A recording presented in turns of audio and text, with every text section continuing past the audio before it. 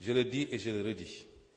En tout cas, moi, en tant que Premier ministre du Sénégal, l'un de mes principaux combats, pour ne pas dire le principal, c'est le défi énergétique. Personne ne peut développer sérieusement et durablement un pays s'il ne gagne pas le pari énergétique. Et aujourd'hui, toutes les conditions sont réunies pour que le Sénégal puisse gagner ce pari énergétique. L'énergie coûte cher au Sénégal, elle n'est pas disponible et ça pose problème. Comment pouvez-vous industrialiser sérieusement un pays si vous ne gérez pas cette question? Je me suis amusé hier à demander un petit travail comparatif sur les coûts de l'énergie et vous verrez que selon les segments, nous sommes troisième le plus cher, ou deuxième le plus cher, ou quatrième le plus cher, en fonction des offres. Sur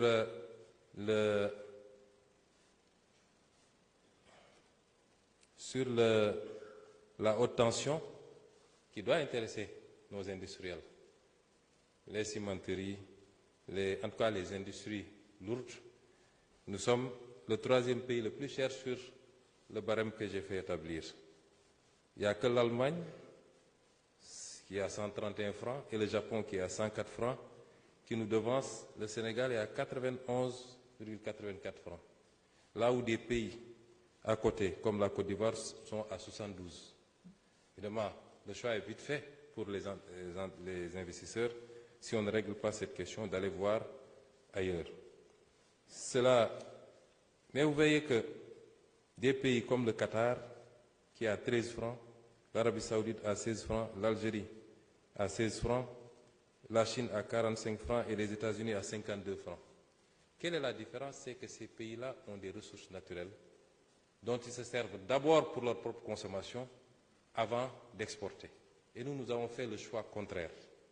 C'est pourquoi l'une des batailles sur lesquelles nous comptons sur tout le peuple sénégalais, secteur privé, syndicats, citoyens lambda, c'est celui de la réappropriation de nos ressources naturelles.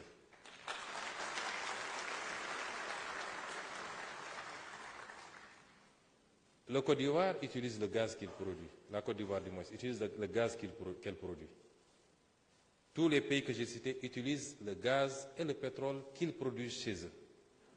Nous, au Sénégal, le régime précédent avait fait l'option de laisser liquéfier et exporter le gaz que nous devons produire.